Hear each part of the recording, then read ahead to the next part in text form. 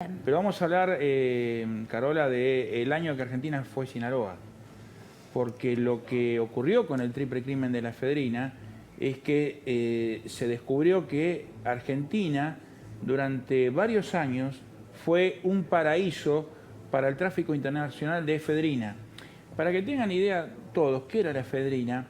Era un componente esencial en la fabricación de drogas como de diseño, como la metanfetamina y el éxtasis. Se puso de moda. Exactamente. Y esa droga, ¿dónde iba? A los Estados Unidos.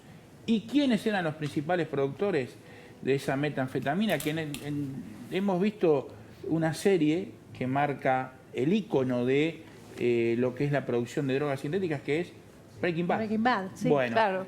la Argentina tuvo su Breaking Bad y tuvo su Sinaloa. Mirá vos. ¿Por qué? Porque el principal productor y exportador de metanfetamina y éxtasis a los Estados Unidos eran los carteles mexicanos, especialmente Sinaloa. Y hubo una época, no muy lejana, en la que Argentina fue Sinaloa. Es más, ustedes saben lo que es Ingeniero Maschwitz. Sí. Un área de quintas, sí. Apacible. Sin embargo, nos desayunamos los argentinos con que en julio de 2008 había explotado una casa quinta donde funcionaba un laboratorio en el que se producía metanfetamina. A raíz de esa explosión quedó al descubierto que en esa quinta había instalado una rama del cartel de Sinaloa en la Argentina que estaba produciendo metanfetamina. O sea, Breaking Bad estaba en Maschwitz, un laboratorio como el que tenía el personaje principal de esa serie norteamericana, pero acá eran mexicanos, con complicidad de argentinos. Se dice que ese laboratorio de metanfetamina explotó porque una de las 3 personas que vemos en pantalla, de las 3 víctimas del triple crimen de General Rodríguez, le había vendido un cargamento de efedrina rebajado con sal, y cuando ese precursor químico se mezcló con el resto de las sustancias para que salga efedrina, para que salga metanfetamina, en realidad lo que hizo fue una reacción química inversa y explotó el laboratorio. Ahí hubo un llamado a 911, a la policía, para que se allanara o se puso al descubierto la existencia de ese laboratorio. La policía allanó y grande fue la sorpresa de los investigadores cuando encontraron que la mayoría de los ocupantes de esa casa quinta eran mexicanos. Al revisar los celulares de uno de los mexicanos, se encontró el nombre de Sebastián Forza, que un mes y medio después, menos de un mes y medio, 20 días después, se convirtió en una de las víctimas de este triple crimen de la efedrina. Sebastián Forza, Leopoldo Vina y Diego Ferrón, y Damián Ferrón, perdón, Diego es el hermano, Damián Ferrón, fueron hallados, asesinados en un zanjón de General Rodríguez, después de que se denunciara su desaparición el 7 de agosto de 2008. Los cuerpos fueron encontrados en este zanjón que sospechosamente, Carola, Mariana, Carlos, había sido una puesta en escena. Porque no los mataron ahí. A pesar de que en ese momento era el jefe de la policía bonaerense, que en su momento fue director de policía científica aragonesa también, fue perito en el caso Nisman. Le estoy dando todos los títulos imaginados para que ustedes tengan idea de quién dijo que ahí los habían matado. Mentira. No los mataron ahí. Todo eso fue una escena armada para desviar la investigación del verdadero lugar donde había sido este triple homicidio, donde habían matado a Forza, a Ferrón y a Vina. Es más, la autopsia reveló que los homicidios ocurrieron entre 48 y 72 horas antes del hallazgo. La autopsia determinó que los tuvieron en una cámara frigorífica conservando a esos cuerpos. La autopsia determinó que a uno de ellos le cortaron la oreja para que el resto hablara. O sea, determinó la autopsia también. los torturaron. Los torturaron. Determinó la autopsia también que 2 de ellos vieron cómo mataban a uno de los amigos. Determinó la autopsia que a Vina y a Ferrón los mataron de 4 balazos a cada uno y a Forza de 7 balazos. ¿Indicaba esto quizás que el blanco original del ataque era Forza? No. Pero fíjese qué llamativo. Sebastián Forza, empezó como visitador médico y pudo construir una red de droguerías y laboratorios. Y fíjense qué curioso también, que Forza fue uno de los mayores aportantes a la campaña electoral del Frente para la Victoria de las elecciones de 2007. Sebastián Forza, que tenía 400 cheques rechazados, aportó 4 cheques de 50.000 pesos cada uno, depositados en octubre de 2007 en la cuenta 52707 del Banco Nación a nombre del Frente para la Victoria, para la campaña electoral que terminó con la elección a presidente de Cristina Fernández de Kirchner.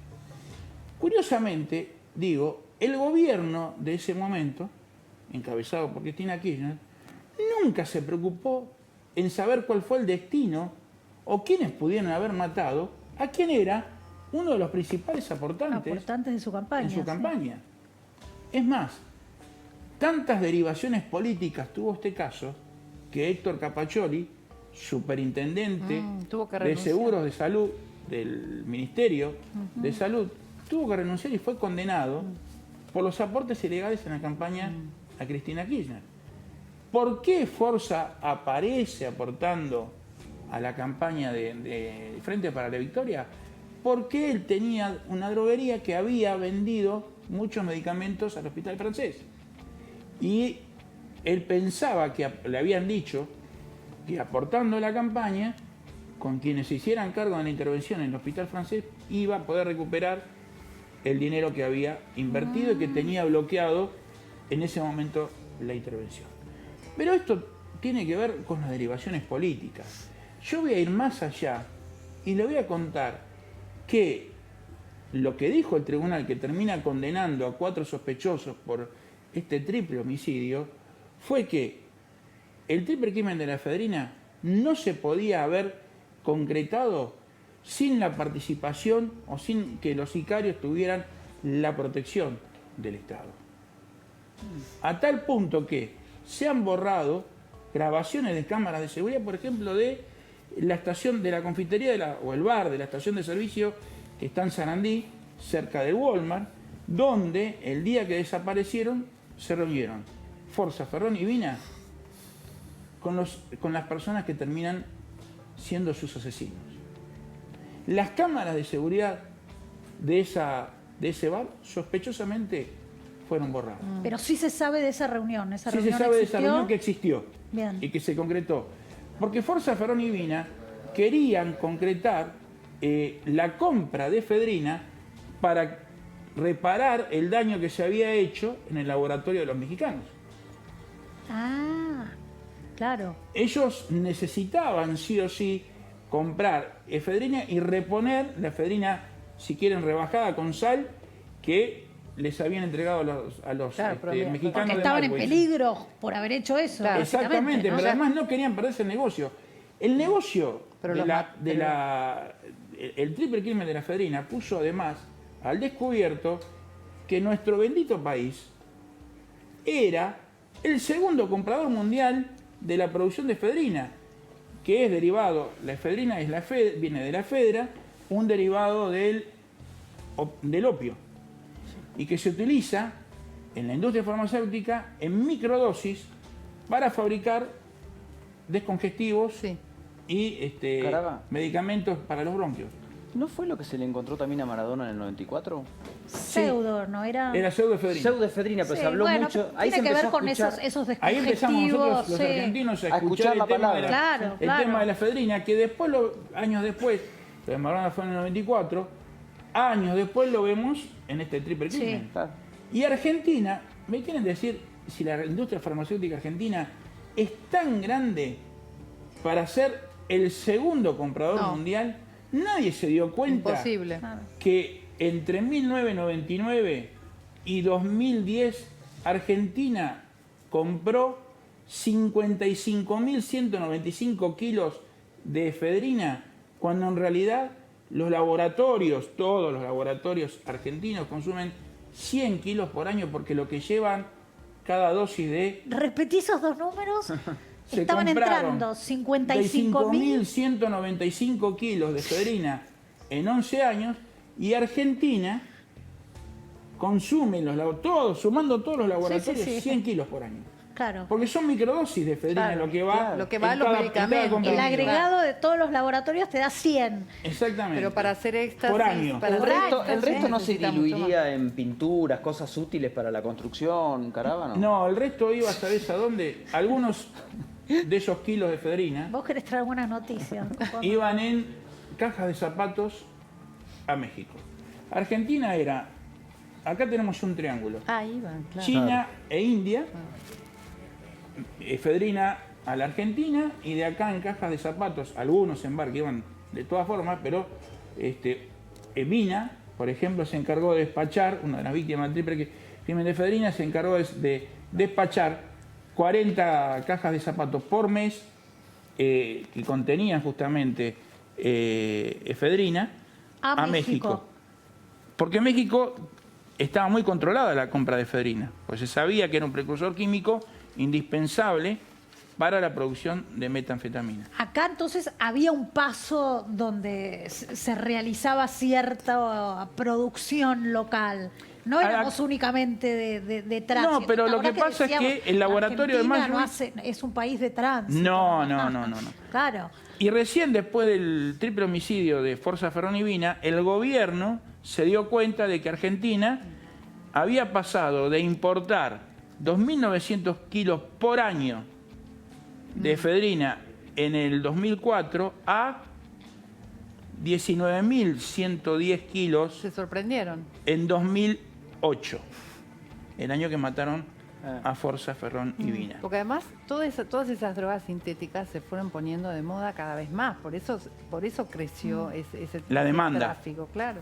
Bueno, ¿y qué pasó? De esos 55.000 kilos de efedrina, 40.000 se diluyeron, y no en pinturas. Sí. Fueron enviadas todas de manera ilegal a México. A México. Acá era muy fácil comprar o tener un laboratorio o una droguería, obtener el permiso de la Cedronar para importar efedrina, y nadie controlaba.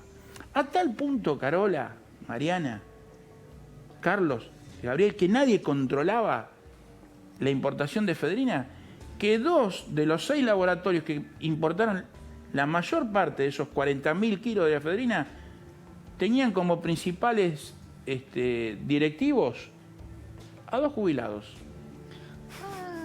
Eduardo Otero Rey y Guillermo Ascona, que nunca habían tenido o haber registrado algún tipo de actividad Qué económica. llamativo, ¿no? Esos 2 jubilados eran los presidentes de las sociedades anónimas que comandaban esos laboratorios que habían importado la mayor parte de esos 40.000 kilos de efedrina. Para que tengan una dimensión del negocio, el kilo de efedrina se pagaba en la India o en China entre 90 y 120 dólares. Y a México se lo vendían, a los carteles mexicanos se lo vendían a 10.000 dólares. Hagan la cuenta, Sí. 40.000 kilos por 9.800 dólares. Sí, no hay negocio. Son 300, estamos hablando de un negocio de 392 millones de dólares en 10 años, que involucró no solamente a un grupo de empresarios dedicados a los medicamentos, a las droguerías, sino que también involucró y llegó a los despachos mismos de la Casa Rosada. Porque están los hermanos Miguel y Máximo Zacarías, que eran los que proveían desde la Casa Rosada las autorizaciones para que con la gente del Cedronar se permitiera que tal o cual laboratorio importara efedrina. Todo esto que les estoy contando es lo que esconde este triple crimen de la efedrina. A Forza, Ferrón y Vina los mataron según la hipótesis que tuvo en su investigación el fiscal de Mercedes, Juan Ignacio Guioni, que es el único que él solo, desde su oficina, en un edificio de Mercedes, donde están las fiscalías de Mercedes, él solo determinó que a Forza, Ferrón y Vina no los mataron en General Rodríguez, sino que los mataron supuestamente en una casa de Quilmes, o hasta ahí los llevaron secuestrados, engañados de esa reunión en el Walmart, en la estación de servicio que está cerca del Walmart. Hasta ahí los llevan engañados de esta estación de servicio hasta la casa de Lolanata, en Videla, Nicolás Videla y Ceballos, cerca de la cancha Argentino de Quilmes a la derecha, Tiro Federal de Quilmes a la izquierda. Ahí los tienen secuestrados, se cree que ahí los matan, porque había una parte del taller que tenía Lolanata que había restos de sangre, limpiados, pero después se encontró algo de eso con luminol. Y de ahí, en un camión, se cree, frigorífico, algún camión que tenía frío. Estas 72 horas dijiste. Exactamente, lo llevan desde Quilmes hasta General Rodríguez. Atravesaron parte del conurbano, Sí, claro. la ciudad, la autopista 25 de Mayo, y el acceso este.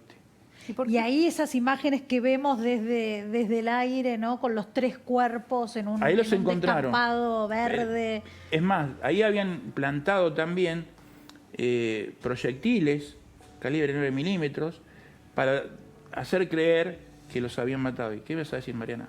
No, que habías esbozado una hipótesis de este traslado y yo quería preguntarte cuál es justamente lo que se piensa de por qué el traslado y por qué está Para desviar la puesta en investigación, escena. para desviar el lugar. O sea, una cosa es que se empiece a investigar desde General Rodríguez, de este Zanjón, y otra cosa es que... Claro. Pero digamos, Quilmes o toda esa zona, todo ese lugar a donde se cree que fue el crimen realmente, ¿a quién hubiera involucrado? ¿A quién Aníbal hubiera Fernández. involucrado? Pero la verdad, en lo que tiene que ver, porque decían también que la Nata tenía algún tipo de vinculación, algunos de los hermanos de la Nata tenían algún tipo de vinculación con Aníbal Fernández. La verdad, y decían que Aníbal Fernández era Almorza. Sí. Almorza era un personaje... Bueno, Sí. en lo que a mí me consta, en el juicio oral que terminó con la condena a los hermanos Lanata y a los hermanos Esquilachi a prisión perpetua por ser los supuestos sicarios o autores materiales de este triple crimen, no hay nada que vincule directamente con el hecho Aníbal Fernández. Eso se investigó y Eso no hay se nada investigó que... y no salió nada. Es más, el Morza es un comisario de la Federal, Claro. que fue Ok. detenido recientemente. De no haber sido por todo el trabajo que hizo Bidone, no hubiéramos tenido ni siquiera condena. Bidone se tuvo que enfrentar a muchas dificultades, como por ejemplo fue este borrado de pruebas. Él iba, pedía algo y ya esa prueba o ese elemento que él pedía no estaba. Claro. Así que se tuvo que mover con un grupo muy reducido de funcionarios de la Fiscalía, y además tengan en cuenta que era una causa ultra compleja. Por ejemplo, también desaparecieron escuchas de gente del entorno de Sebastián Forza, y que en realidad el proceso era este: era la escucha telefónica que quedaba grabada en el disco rígido de la CIDE. Del disco rígido se hacía una copia en cassette, se la daban a Gendarmería, y Gendarmería desgrababa el contenido del cassette en un informe. Sí. Bueno, imagínense lo que pudo haber hecho Gendarmería y lo que esas escuchas después se recuperaron. Porque lo que daba a la CIDE era un extracto o algo editado que se bajaba el cassette. Y ahora que hablamos de la CIDE o la ex-CIDE, tenemos que decir también que este triple crimen y además todo este contrabando de efedrina no hubiera sido posible si no hubiera agentes también de la CIDE involucrados. Por eso todo esto es una organización mafiosa que vincula a personajes del gobierno que tenían su despacho o sus oficinas en la Casa Rosada. En Balcarce 50, los hermanos Zacarías tenían ahí una oficina ahí. A la Cedronar y también a la CIDE. ¿Por qué los matan a Forza, Ferrón y Vina? Porque había alguien en su momento el fiscal Vidone le apuntó a Ibar Esteban Pérez Corradi, que iba a perder el negocio de la venta de efedrina a los mexicanos, lugar que querían ocupar Forza Ferronivina, y por eso supuestamente contrata a los Lanata y a Esquilachi para que eliminen Los y saquen saquen del del juego, medio a la básicamente. O sea, competencia. lo sacan Claro. por el negocio.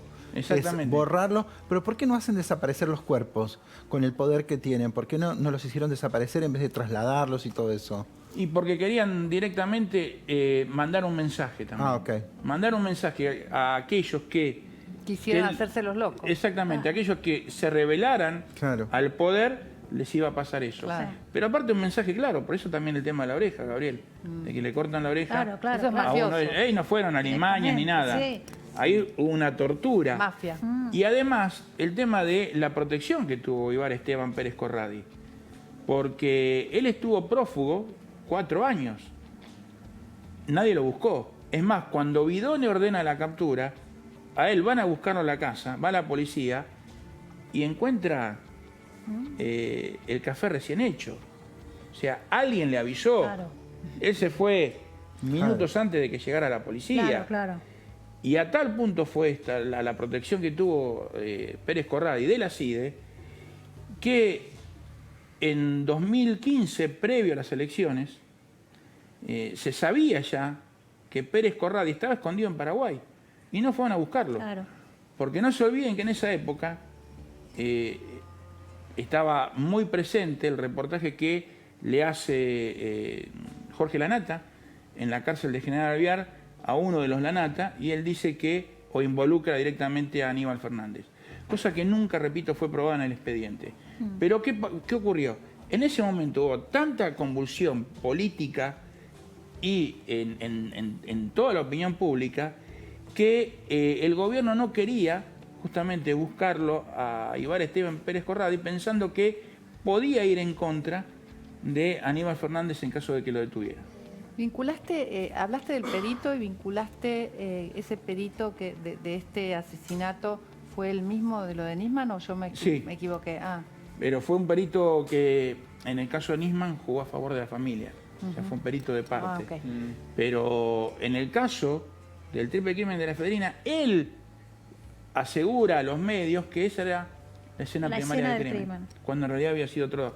Me llama la atención que Claro. una persona como él, que fue jefe de policía de la bonaerense y que era uno de los peritos más respetados de la Argentina, haya dicho semejante cosa. Que no haya reconocido una escena que era montada. Que era ¿no? montada, Claro. exactamente.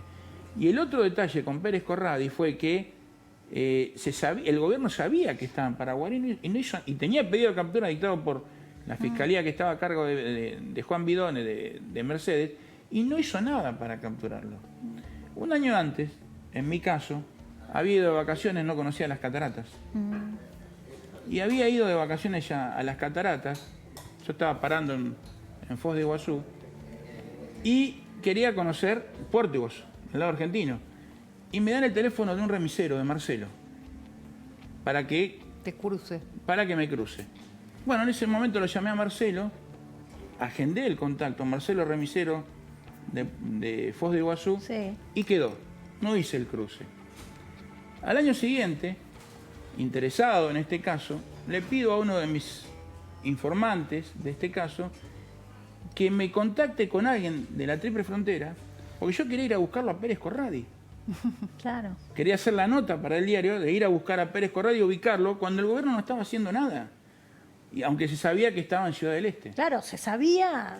Ciudad del Este o Foz. Terminaron deteniendo en Foz. Entonces, este hombre, que conocía también a Sebastián Forza, me da el teléfono de una persona que me iba a ayudar y que conocía a la gente en la Triple Frontera y sabía todo el manejo que hay.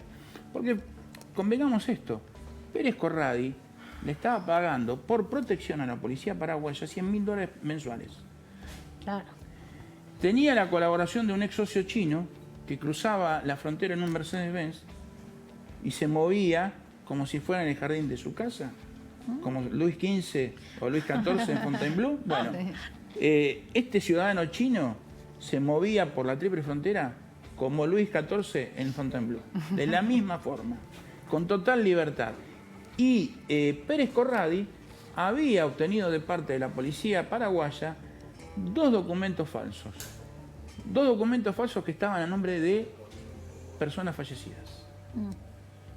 En el caso del ciudadano paraguayo cuyo documento usó Pérez Corradi, la policía de ese país le había cambiado las huellas dactilares del fallecido por las huellas dactilares De Pérez de Corradi. Pérez Corradi en el claro. certificado de función, y en el documento también le había puesto las huellas dactilares de Pérez Corradi y la foto de Pérez Corradi muy similar al aspecto que tenía en esa época después de 4 años de haber estado prófugo. Claro, porque pasaron 4 años. Exactamente.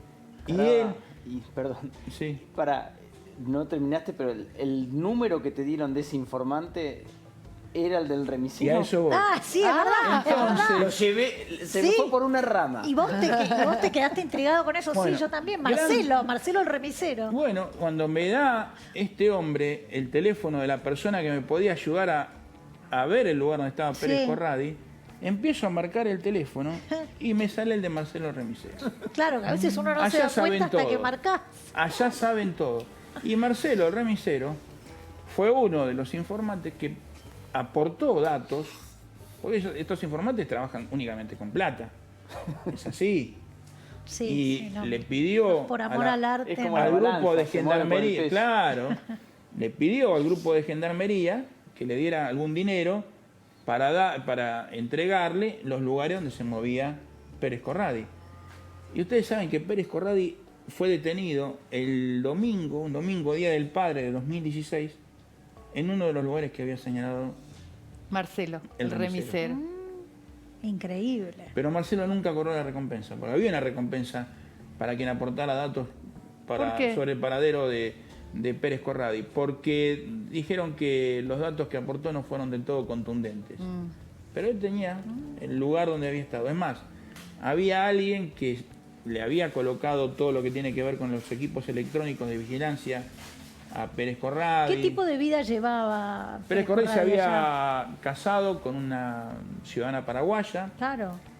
Había tenido una hija y esta ciudadana paraguaya tenía una familia que también se dedicaba al narcotráfico, que vivía en la zona de San Lorenzo, cerca de Asunción, cerca del aeropuerto de Luque, y ahí había querido empezar un emprendimiento. Es más, dicen que le vendía también efedrina al primero comando de Capital, el PCC, y al Comando Vermelho, que son las grandes bandas Claro. que manejan el narcotráfico en Río de Janeiro y en San Pablo. Wow. Pero esta gente, ¿por qué no, Hay que en vez meterse de en eso, matarlos, no los amenazaron, volarle una casa, volarle un auto? ¿Por qué fueron a matarlos? ¿No alcanzaba con amedrentarlos? No, los querían fuera del negocio, Ok. directamente. Querían eliminar la competencia. Era un doble objetivo, eliminar la competencia y también El mensaje. el mensaje. Esta es una de las pistas, pero hay otra. Y les voy a hablar de otro personaje siniestro que aparece en esta historia, por si no alcanzara Todos los siniestros. todos los siniestros que son y fueron todos y cada uno de los personajes de nombre. Pero les voy a hablar de un personaje que se llama Rodrigo Pozas Iturbe, mexicano, que tenía un tatuaje de una cabra cruzada con 2 cuchillos. Este hombre, que era un representante del cartel del Golfo en la Argentina, mientras que su competidor era Jesús Martínez Espinosa, representante del cartel de Sinaloa, fue uno de los que también intentó apoderarse del negocio de la efedrina. Y en una declaración que consta en el expediente, Rodrigo Pozas Iturbe, este mexicano que fue condenado por tráfico de cocaína, decía: en mi master plan estoy pensando en armar una estructura mucho más fuerte, más gang, tipo china o rusa. Y me he repetido hasta el cansancio que tengo que ser un absoluto hijo de puta. Golpear, amedrentar, ser cruel y despiadado. Técnica de terror. No hay otra. El miedo es lo único que puede en su momento meter orden en lo que quiero hacer. Yo quiero traer lo de Breaking Bad. Acá es moda. No se consigue y es carísimo. Dixit, Rodrigo López Pozo Cintura. Increíble.